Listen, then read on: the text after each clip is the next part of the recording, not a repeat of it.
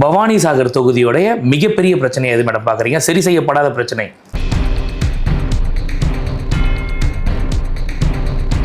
75 வருஷ கட்சி, 50 வருஷ கட்சி, இந்த கட்சிகளுக்கு நடுவில் வெறும் 3 வருஷமே ஆன கட்சி தான் தாவேகா. மக்கள் மத்தியில் வரவேற்பு இருக்குன்னு நினைக்கிறீங்களா?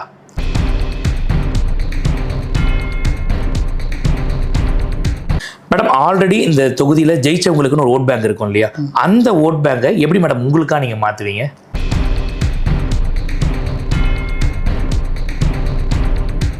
இந்த பவானி சாகர் தொகுதியின் பிரச்சனைகளை உங்களின் குரலாய் சட்டமன்றத்தில் பேச விசில் சின்னத்தில் வாக்களியுங்கள்.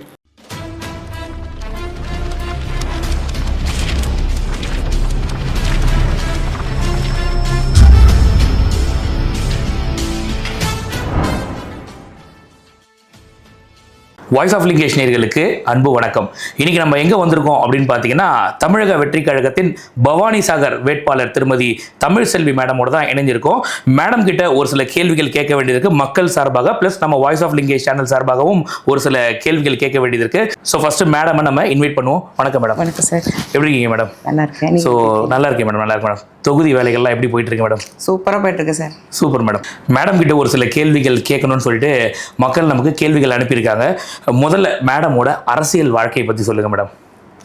வணக்கம். என்னோட பேர் தமிழ்செல்வி. என்னோட தந்தை பெரியசாமி அந்தியூர் எம்எல்ஏவாக இருந்தாங்க. 2 பேரில் இருந்தாங்க. அப்புறந்தே என்னோட அரசியல் பயணம் தொடர்ந்துருச்சு. நான் அரசு ஊழியராக 30 ஆண்டுகள் தலைமை ஆசிரியம் பணியாற்றுறதுனால சைலண்டில் இருந்து இந்த பொது வாழ்க்கையில் நான் கலந்துகிட்டே இருந்தேன் அப்பப்போ. இப்போது 2021 நான் விஆர்எஸ் விருப்ப ஓய்வு வாங்கிட்டு இந்த அரசியலில் ஃபுல்லாக இறங்கிட்டேன். அதுதான் என்னுடைய அரசியல் வாழ்க்கை. Super madam. எப்படி மேடம் தமிழக வெற்றி கழகம்? நான் ஆரம்பத்துலேருந்தே நான் விஜய் சாரோட ஃபேனுங்க. அதனால் நான் இது எனக்கு ஒரு தேடல் இருந்துகிட்டே இருந்தது. இப்போ இருக்க திராவிட கழகங்கள் செய்கிற தவறுகள் எனக்கு நல்லா தெரியும். நம்ம படிச்சிருக்கோம், நம்ம மீண்டும் இதுலேயே தொடர்ந்து பயணம் செஞ்சுட்ருக்கோமே அப்படின்னு எனக்கு கான்ஷியஸாக நான் யோசிச்சுட்டே இருந்தேன். அப்போது தளபதி விஜயோடைய எல்லா விஷயங்களும் எனக்கு ரொம்ப அட்ராக்ட் பண்ணுச்சு. அதனால் நான் அதில் வந்துட்டேன். Super madam, super. சரி, இப்போ ஓகே, டேரெக்டாக கேள்விக்குள்ளே போயிடலாம் மேடம். ஓகே, தமிழ்செல்வி அப்படின்றவங்கள பவானி சாகர் மக்கள் எதுக்காக தேர்ந்தெடுக்கணும்னு நினைக்கிறீங்க மேடம்? சார், இன்றைக்கி ஊழல் எல்லாமே பார்த்திங்கன்னா சட்ட ஒழுங்கு இல்லை, ஊழல் அதிகமாகிடுச்சு. எல்லாமே ஒரு தவறான வழியில் போகிற மாதிரி ஒரு ஃபீல் ஆகுது. அதுவும் இந்த தொகுதி மிகவும் பிற்படுத்தப்பட்ட தொகுதி. 2 மலைகளை சார்ந்திருக்கு. ஒன்று கடம்பூர், இன்னொன்று தாளவாடி. 2 மலைகளுக்கும் நிறைய நான் பயணம் செஞ்சுருக்கேன். ஸோ இதுக்கு ஒரு நல்ல ஏதாவது பண்ணணும் அப்படிங்கிற எண்ணத்தில் தான் பவானி சாகர் சட்டமன்ற தொகுதியை நான் எடுத்துக்கணும், கையில் எடுத்துக்கணும் நினச்சேன். என்னுடைய அப்பாவோட ஜீனம் நம்ம தெரியல. எப்போவுமே என்னோடய அப்பா இந்த மாதிரி மக்களை பற்றி ரொம்ப சிந்திப்பாங்க. அதனால எனக்கு இது வந்திருக்கலாம் நான் நினைக்கிறேன். ஸோ காலத்தின் கட்டாயம் வர வேண்டியது. Super madam, super madam. மக்கள் உங்களை அந்த அளவுக்கு ஆதரிக்கிறாங்களா மேடம் தொகுதியில்? சார், நான் ஆசிரியராக இருந்த பொழுது என்னுடைய அப்பா இறந்துட்டாங்க. 97 இறந்துட்டாங்க. அதுக்கப்புறம் என்னோடய அப்பா பேரில் ஒரு ட்ரஸ்ட் ஓப்பன் பண்ணி நான் நிறைய பொதுநல சமூக சேவையெல்லாம் செஞ்சுட்டு இருந்தேன். ஸ்பெஷலாக பார்த்தீங்கன்னா அந்த கொரோனா சமயத்தில் எல்லா இடங்களிலும் இருக்கக்கூடிய தூய்மை பணியாளர்களுக்கு உணவுகள்லாம் கொடுத்துட்டு இருந்தேன்.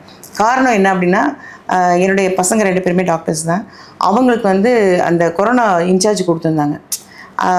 நம்ம குழந்தைகள்லாம் பண்ணுறாங்க, நம்ம என்ன பண்ணியிருக்கோம் அப்படிங்கிற ஒரு ஃபீல் எனக்கு இருந்துகிட்டே இருந்துச்சு. ஸோ என்னுடைய கணவர்கிட்ட நான் அதை பற்றி பேசிட்டு பவானி சாகர் தொகுதியில் இருக்கிற அனைத்து தூய்மை பணியாளர்களுக்கும் உணவுப் பொருட்களை நான் போய் நானே வாலண்டியராக கொடுத்துட்டு இருந்தேன்.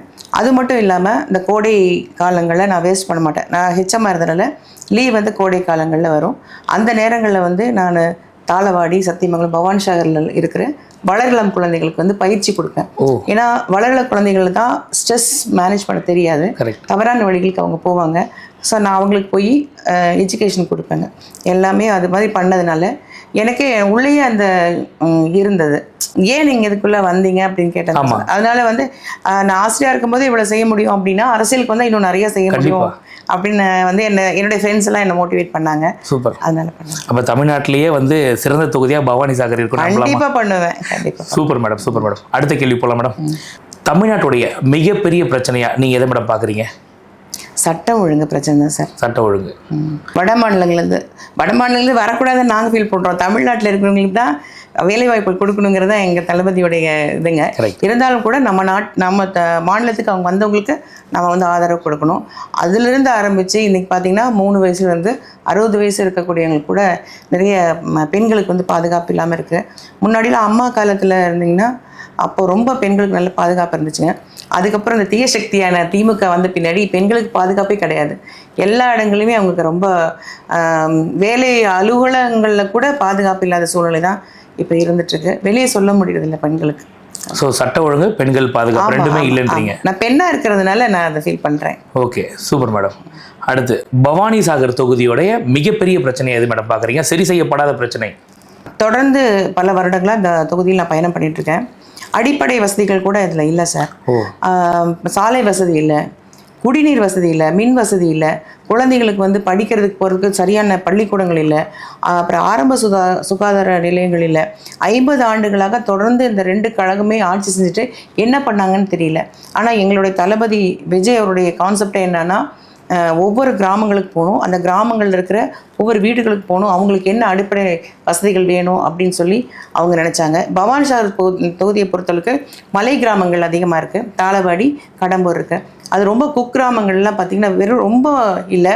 நேற்று கூட ஒரு அம்மா என்கிட்ட சொன்னாங்க, நான் 200 ரூபாய்க்கு தண்ணி வாங்கி குடிச்சிட்ருக்கோம் அப்படின்னு சொல்லி சொன்னாங்க. இந்த அவலை நிலையாக மாற்றணும் அப்படிங்கிறதுக்காக தான் நான் பவானி சாகர் தொகுதியில் நான் தேர்ந்தெடுத்து பண்ணிட்டேன். ஓகே, இதெல்லாம் வந்து மிகப்பெரிய பிரச்சனையாக நீங்கள் பார்க்குறீங்க. ஸோ நீங்கள் ஆட்சிக்கு வந்ததுக்கப்புறம், தளபதி ஆட்சிக்கு வந்ததுக்கப்புறம் இந்த தொகுதியில் நீங்கள் சட்டமன்ற உறுப்பினர் ஆனதுக்கப்புறம் அதை சரி செஞ்சிருவீங்களா? சார், சரி செய்யறதுக்கு முயற்சி பண்ணுவேன் சார். இது காலமாக இருந்தக்கூடிய பிரச்சனைகள். இப்போ நீங்கள் பார்த்தீங்கன்னா தாளவாடி பகுதியில் மிகப்பெரிய பிரச்சனை வந்து இந்த மாயாறு பிரச்சனைங்க. அந்த தண்ணி எல்லாம் வந்து உபரி நீர் வந்து வெளியில் போகுது. அந்த தண்ணியை வந்து நம்ம தடுப்பணைகள் அமைச்சு தண்ணியை நம்ம தேக்கி வச்சோம்னு சொன்னோன்னா அதெல்லாம் வந்து தண்ணியை நிலத்தண்ணி நீராக மாறும், விவசாயத்துக்கு பயனுள்ளதாக இருக்கும். அதுக்கப்புறம் அங்கே வந்து ரொம்ப முக்கியமான விஷயங்கள் பார்த்தீங்கன்னா வனவிலங்குடைய அட்டகாசம் ரொம்ப அதிகமாக இருக்குங்க. இப்போ வந்து எங்களது சிறுத்தை, புலி எல்லாம் ரொம்ப நிறையா வந்துருச்சு. அப்போது அந்த மாதிரி இருக்க கிராமங்களில் பகல் நேரங்களே குழந்தைகளை பிடிச்சிட்டு போகிறது, பெரியவங்களை பிடிச்சிட்டு போகிறது, இப்போ சமீபமாக அந்த விஷயங்கள் நடந்துகிட்ருக்கு. நான் தொடர்ந்து சுற்றுப்பயணங்களில் இருக்கும்போது இதெல்லாம் வந்து நம்மகிட்ட சொல்கிறாங்க. அப்போ அந்த மாதிரி கிராமங்களில் வந்து நம்ம போய் பார்த்து நேரடியாக அங்கே இருந்துங்க அந்த ஊர்களை சுற்றி அகழிகள் அமைக்கணும் சார். அகழிகள் அமைச்சு நாங்கள் அங்கே ஃபென்சிங் எல்லாம் போட்டிருக்காங்க. அந்த ஃபென்சிங்லாம் யானை வந்து இப்படி குச்சி வச்சு தள்ளி வச்சுட்டு போகுது. அந்த ஃபென்சிங் எல்லாம் மாற்றி இருப்பு பாதைகளுக்கு பயன்படுத்தக்கூடிய அந்த இரும்பை வச்சு நம்ம ஃபென்சிங் அமைச்சோம்னா இந்த யானைகள், அந்த வனவிலங்குகள் பாதுகாக்க முடியும். இதுதான் மிகப்பெரிய பிரச்சனையாக அங்கே இருக்குங்க. அதை நான் வந்து கண்டிப்பாக முன்னெடுத்து பண்ணுவேன்.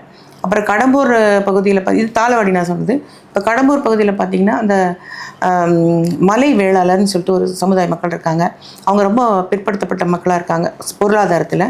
அவங்கள வந்து எஸ்டியில் இருந்து கொண்டு வரணும்னு சொல்லிட்டு காலங்காலமாக பண்ணிட்டு இருக்காங்க. அது தளபதி விஜய் அவரிடம் சொல்லி நான் வந்து அதை கொண்டு வரதுக்கு நான் முயற்சி பண்ணுவேன். Super madam, super madam. இப்போ நீங்கள் சொன்னீங்க இந்த பிரச்சனைகள் 2 மலை கிராமத்துலையும் இருக்குன்னு சொன்னீங்க. இந்த பிரச்சனைகள் கடந்த பல வருடங்களாகவே இருந்திருக்கும். அப்போ இதுக்கு முன்னாடி இருந்த சட்டமன்ற உறுப்பினர்கள் இந்த தொகுதியை சார்ந்தவங்க இதை சரி செய்யலையா? அப்போ ஏன்னா இங்கே வந்து நிறைய குழந்தைகள்லாம் வந்து பார்த்தீங்கன்னாக்கா அந்த சிறுத்தைகள், புலிகளுக்கு பலியாகிறாங்கன்னு நீங்கள் இதை வந்து ஒரு மக்கள் மேலே அக்கறை இருந்திருந்தா கண்டிப்பாக அவங்க சரி செய்ய முயற்சி பண்ணியிருக்கணும் இல்லையா? ஆமாம், கடந்த முறை ஒரு மிகப்பெரிய பிரச்சனை நடந்துச்சுங்க. அதுக்கு வந்து சட்டமன்ற உறுப்பினர் போகவே இல்லை. மக்களால் தேர்ந்தெடுக்கப்பட்ட பிரதிநிதி, மக்களுக்காக தேர்ந்தெடுக்கப்பட்ட பிரதிநிதி, மக்களுக்கு ஒரு பிரச்சனைனா உடனே போய் நிற்கணுங்க. போகலை. அதெல்லாம் மக்கள் வந்து அங்கே போகும்போது தான் சொல்கிறாங்க. இல்லை, எதுக்காக நான் இதை கேட்குறேன்னா, ஏன்னா இந்த அளவுக்கு டீப்பாக நீங்கள் வந்து அந்த ஃபென்சிங் அமைக்கிறதுலேருந்து எல்லாமே சொல்கிறீங்கன்னும் போது அங்கே இருக்க மக்களாக நீங்கள் பயணிக்கும் போது மட்டும் தான் உங்களுக்கு இது தெரியுது. இதை சட்டமன்ற உறுப்பினர் பயணிச்சிருந்தாருன்னா கண்டிப்பாக அவருக்கும் தெரிஞ்சிருக்கும். பட் உங்களுக்கு தெரியுது அப்படின்றதால நான் உங்கள்கிட்ட கேட்குறேன், ஏன் இதை மற்றவங்க பண்ணலை அப்படின்னு சொல்லிட்டு. சார், என்னென்னா கடந்த காலத்துலங்க எந்த கான்ட்ராக்டில் எதில் வந்து லாபம் அதிகமாக இருக்கிறதோ அதை நோக்கி போயிட்டு இருந்தாங்க. எனக்கு அது அவசியம் இல்லை. மக்களுக்கு நல்லது பண்ணணும்னு வந்திருக்கோம்.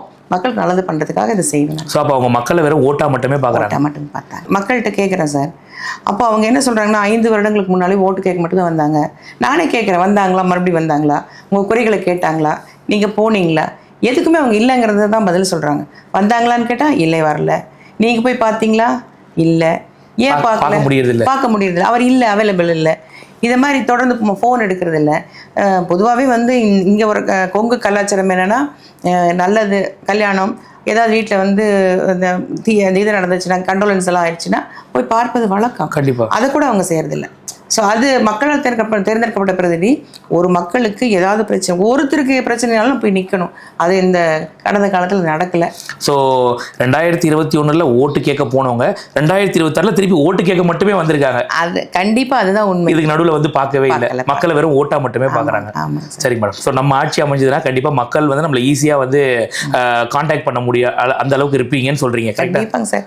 அது இன்னொரு ஸ்பெஷலாக ஒரு விஷயம் சொல்கிறேன். கரளையத்துக்கும் காணக்குந்தருக்கும் நடுவில் குகினியம்னு ஒரு பிளேஸ் இருக்குங்க சார். அந்த குகினியம்ங்கிற பிளேஸில் வந்து ரொம்ப மோசமான சாலை இருக்குங்க. அது யானை பாதை இருக்குது. யானை வந்து பொதுவாகவே அங்கே நிற்குது, யானை நிற்குது. அங்கே போகும்போது கூட நாங்கள் பார்த்தோம். அங்கே வந்து ஒரு குக்கிராமம். அந்த கிராமத்தில் கிட்டத்தட்ட 300 வீடுகள் இருக்குது. 300 வீட்லேயும் குழந்தைங்க இருக்கா, பள்ளிக்கூடம் இருக்குது. ஆசிரியர்கள் சிறப்பாக செயல்படுறாங்க. இங்கேருந்து போகிற ஆசிரியர்கள் தான் அந்த குழந்தைகளை எஜுகேட் பண்ணி நல்ல குவாலிட்டியாக கொண்டு வந்திருக்காங்க. ஸோ ஆசிரியர் பள்ளிக்கூடம் இருக்குது, வேறு எந்த வசதியும் கிடையாது, ரோடு வசதி கிடையாது, எதுவுமே இல்லை. என்னை பார்த்தோன்னே அவங்களுக்கு ரொம்ப மகிழ்ச்சி. எந்த சட்டமன்ற உறுப்பினரும் இதுவரைக்கும் வேட்பாளர்களும் இதுவரைக்கும் வரவே இல்லை, அம்மா தான் வந்திருக்கீங்க, நீங்கள் எங்களுக்கு பண்ணி கொடுங்க அப்படி சொல்லி ரெக்வஸ்ட் பண்ணி கேட்டாங்க. நான் வந்து ரொம்ப எனக்கு அது ரொம்ப நிகழ்ச்சியாக இருந்த விஷயம் அதுங்க. கண்டிப்பாக நான் அவங்களை செஞ்சு தருவேன். Super madam, super madam. Madam, அரசியலுக்கு வந்ததுக்கு அப்புறமா உங்களோட கனவு என்ன மேடம்? உங்கள் லட்சியம்? லட்சியம்னு நினச்சி நான் எதுவும் செய்யலைங்க சார். நான் செய்கிற அந்த வேலை என்னை உயர்த்தி காட்டும்னு நான் நினைக்கிறேன். தமிழ்நாட்டிலேயே வந்து சிறந்த சட்டமன்ற உறுப்பினர் நான் தான் அப்படிங்கிற மாதிரி. Super madam, super madam. அடுத்த கேள்வி போகலாம் மேடம். மேடம், 75 வருஷ கட்சி, 50 வருஷ கட்சி, இந்த கட்சிகளுக்கு நடுவில் வெறும் 3 வருஷமே ஆன கட்சி தான் தாவேகா. மக்கள் மத்தியில் பெரிய இம்பேக்ட் கொடுத்துருக்குன்னு நினைக்கிறீங்களா? மக்கள் மத்தியில் வரவேற்பு இருக்குன்னு நினைக்கிறீங்களா? 100% வரவேற்பு இருக்குது சார். ஏன்னா ஆரம்பத்தில் நான் வந்து போகும்போது எனக்கு கொஞ்சம் யோசித்தேன், இளைஞர்கள் மட்டும்தான் இதில் இருக்காங்க அப்படின்னு நினச்சேன். நான் ஒவ்வொரு வீடுகள்லையும் நான் போய் பார்க்கும்போது அந்த பெரியவர்கள் ஒரு மாற்றத்தை விரும்புகிறார்கள். சூப்பர். மாற்றம் வேணும்னு நினைக்கிறாங்க. மாற்றம் நிச்சயமாக நடக்கும். தளபதி விஜய் அவர்கள் பிறப்புக்கும் எல்லா உயிருக்கும் சொல்லியிருக்காரு. எல்லாருமே ஒன்று தான். ஜாதி, மத, இன, மொழி வேறுபாடுகள் இதில் இருக்கக்கூடாது. எல்லாரும் சரிநகர் சமாதானமாக இருக்கணும்னு சொல்கிறாங்க. உறுதிமொழி கூட அப்படி தான் அவர் வந்து எடுத்துக்கிறோம். கொடி பாடல் உட்பட எல்லாமே நல்லா இருக்குங்க. நான் என்ன நினைக்கிறேன் அப்படின்னு சொன்னால், எல்லா கழகங்களும் அவங்கள முன்னிறுத்தணும், நல்லா தான் பண்ண நினைப்பாங்க. அது எல்லாம் காட்டிலும் ஒரு ஸ்பெஷலாக வந்து தலைவர் இருக்கார். அதனால் எனக்கு அவரை வந்து பார்ப்பேன். Super madam, super madam. Madam, அடுத்த கேள்வி கேட்கலாங்களா? மேடம், ஆல்ரெடி இந்த தொகுதியில் ஜெயிச்சவங்களுக்குன்னு ஒரு ஓட் பேங்க் இருக்கும் இல்லையா? அந்த ஓட் பேங்கை எப்படி மேடம் உங்களுக்காக நீங்கள் மாற்றுவீங்க? சார், அவங்க வந்து ஆல்ரெடி ஜெயிச்சிருக்காங்களே தவிர மக்களுக்காக எதுவுமே செய்யலைங்க. ஆனால் நெகட்டிவிட்டிஸ் தான் அதிகமாக இருக்குது. அந்த ஓட் பேங்க்ஸ் எல்லாம் அப்படியே எனக்கு ஆகிடும். ஒரு பாயிண்ட்டு. 2வது தளபதியோட முகம் சார்.